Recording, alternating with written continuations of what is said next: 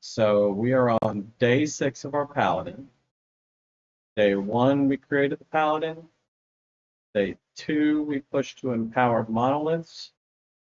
Day 3, we kind of like put things together for the build. Day 4, we pushed to 500 corruption. Day 5, we pushed to 1,000 corruption. And then day 6, we pushed to 557 waves on arena, which puts us at rank 9.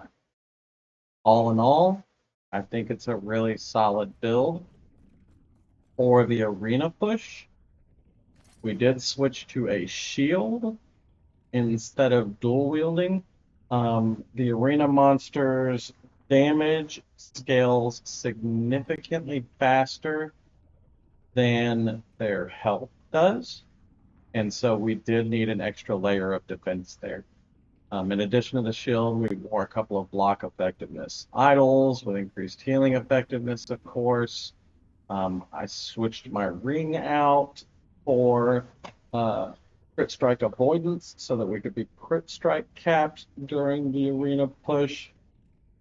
And then made a few little changes to the passive tree. Obviously, we had to pick up the block effectiveness and the block chance nodes here. We picked up armor on block and increased armor while hit. All in all, that means with our sigils up, we're at 102% chance to block, 44-ish% block effectiveness, and while we're getting hit and blocking, we're at 80% armor damage reduction. So a very, very good layer of defenses. Damage was solid throughout the entire arena push, so I was very happy with that. We died on the last wave there just to like not paying attention. Probably could have pushed further, but I'm 13 hours into today and not all gears are turning the way they should. But very, very pleased with how everything turned out on the build itself. I would not recommend using the shield until you are at well over 1,000 corruption, probably 1,500 to 2,000 before the shield is needed. But if you want to switch sooner, you can. I mean, it's not that big of a deal. The Bulwark of the Last Abyss is the only shield choice, and it is the best shield choice. The only thing you need to do is slam block chance into it, T7 block chance. If you did a 2 LP one, throw block effectiveness on there or healing effectiveness, depending on whether you want more defenses or more offenses, but hits aren't going to kill you. Like, you can just tank hits all day long. What kills you are degens. Poison, ignite, bleeds. The biggest challenge in the arena were dogs that spew fire, dogs that spew ice. A lot of that kind of stuff. There's 15 or 20 of them, and they all do like a semicircle cone around you, and sometimes it's hard to get out of it. And so I think that's the biggest challenge. Volatile reversal was absolutely the best skill of the setup.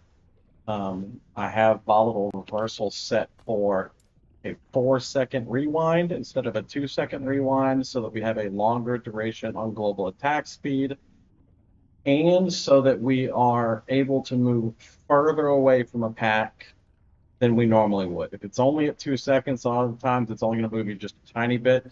And I'm using volatile reversal as an escape mechanism as often as an offensive buff. And you'll see some of that in the arena footage itself. I recorded like waves 500 to 557, whatever it was that I finished at.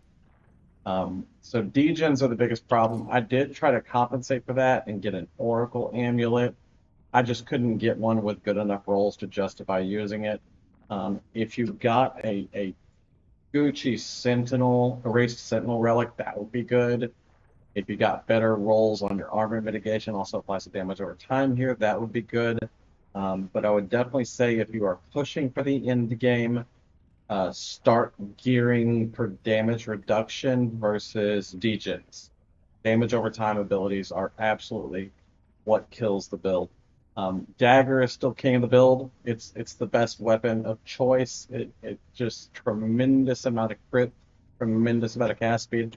I ran out of forging potential on 7 daggers, and this was the best one I had. Um, you could have a lot better dagger than this, but it served itself very well throughout the push in the arena. Um, so I think final notes are that the build is awesome. It's great at every level. It has tremendous potential with gear increases. It has tremendous strength with no gear at all. You should feel very comfortable playing it on soft core, on hardcore, on low budget, on high budget. I mean, you name it. It fits the bill for everything, and it's definitely one of the top Paladin builds that are going to be available this season. And my favorite part about it is we are not using channeled healing hand. Again, I don't like the fact that it's bugged and it costs 0 mana and it lets you regen mana. That is way too strong. If you're just looking to cheat, if you're just looking for an easy path, don't choose Seraph Blade. Just come over here, grab Unbroken Prayer, drop all the cast speed for something else, and you'll probably be able to push further and have a stronger character until they nerf it. And then you have to drop back. I look forward to fixes to the build. Unfortunately, there is some wonkiness with Healing Hands in that it does scale with cast speed only.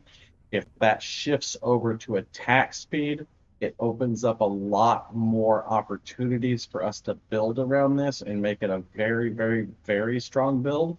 As long as it's cast speed, though, we're still kind of hamstrung on that. Um, yeah, I think that about wraps it up. As always, if you have any questions or comments, throw them down in YouTube below.